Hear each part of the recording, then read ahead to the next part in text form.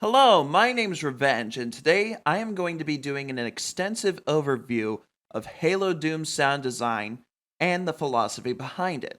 I thought it would be appropriate to take a break from talking about Halo Infinite's sound design and talk about my own sound design with my own projects. In the sound design department, Halo Doom has sort of become an outlet for me to sort out my own personal grievances with Halo's sound design, not just Infinite, not just Bungie, not just 343, all of it. Keep what works, build on what doesn't but has the potential to, and toss out what is complete fucking garbage. Looking at you, Bungie SMG. When I started the sound design for Halo Doom, I outlined the three things I want to do. 1. Stay faithful. Halo is very much the video game equivalent of Star Wars. You've got the groundbreaking trilogy that shaped the industry. You've got the prequel that has the fan base divided even to this day. Then, after the original creators left the franchise to somebody else, we get a sequel trilogy with a first installment that shows a lot of promise, only to have it completely fucking derailed in the next installment by a hack writer. And now the franchise is completely relying on the third and last installment for a while. And you're probably asking yourself, what does this have to do with sound design? A lot, actually. Halo, much like Star Wars, had a very defined soundscape. And yes, while a lot of the sounds that they used were stock sound effects, they were far from generic. And sure, while some of the sounds weren't particularly good, they still were distinct enough that you could recognize what that thing was. Keeping this in mind, I decided to give myself the rule that I can only source gun sounds from Halo and Halo only, unless it is a completely original weapon such as the double-barrel shotgun, in which I use those Halo sounds as a reference to create the new sounds. For example, let's say I have to make an entirely new rifle that behaves similar to the assault rifle and the DMR.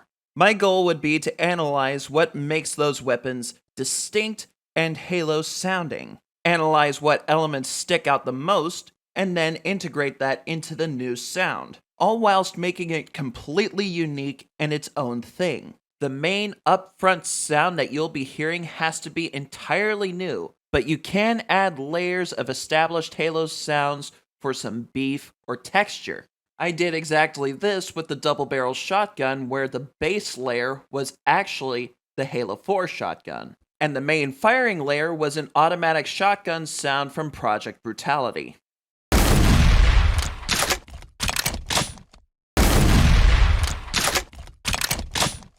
Two, modernize and evolve. Now, for this project, I could have simply just copy and pasted sounds from the Halo games, and everyone would expect that and be perfectly fine. But I wanted to be more ambitious than that. What if instead of just simply copy and pasting Halo sounds to save effort, we gave those sounds a nice glow up? Keep the same sounds, but introduce elements to it to make it more varied, textured, or beefy. Sounds that would either complement or enhance the OG sounds. A prime example of this would be the battle rifle. Oddly enough, I already thought that the battle rifle was perfect in and of itself as a firing sound, and it was very difficult to figure out a nice sound to add on to it. I had tried Halo 5, Halo Infinite, until I realized that probably wasn't legal. The sexy motherfucker known as Soy7 actually posted a video which showed me the light.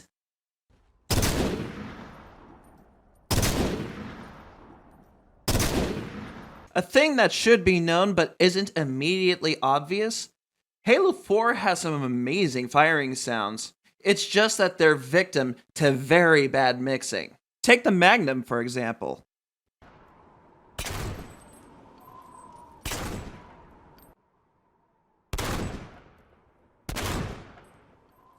These both sound like rather decent evolutions of the original firing sounds, even if they aren't the OG firing sounds. And when I mix them with the OG firing sounds, pure fucking magic.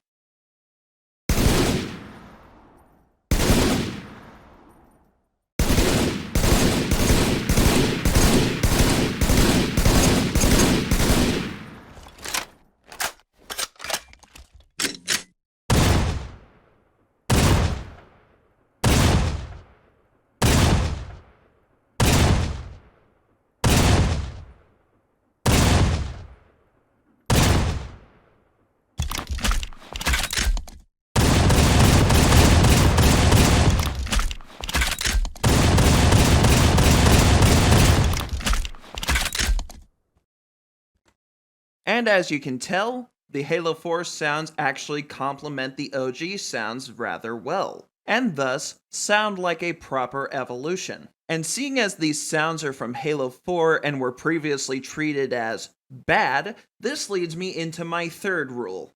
3. Treat all of Halo's sound design history as valid sources. Halo actually has a rather rich and diverse sound design history, especially when 343 took the helm.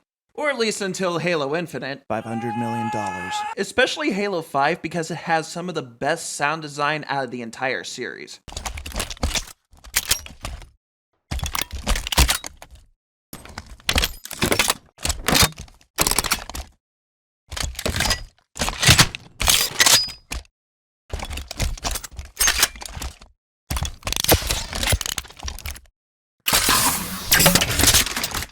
Someone call Nestle, cause that boy got some chunk! And with that in mind, I decided that all Halo games would be valid sources for the sound design of Halo Doom. Minus Halo Infinite because it's garbage and I'm not legally allowed to. Some examples of the combinations that I've used are the following. For the assault rifle, I did a combination of Halo CE and Halo 3 for the firing sound. The battle rifle is a combination of the OG sound and Halo 4, same with the Magnum. The reloading sounds from the shotgun are a combination of the classic and Halo 5. The SMG, which is still in the developmental stage, is going to be a combination of Halo 2 Anniversary and Halo 5. Because I personally believe that the Bungie version of the SMG was absolute garbage in the sound design department. It literally sounded like a bunch of nuts and bolts shaking in a bucket. Because honestly, Halo 2 Anniversary is a close second for the best sound design in the series. No joke. Speaking of which, the sniper rifle in Halo Doom is actually a combination of Halo 3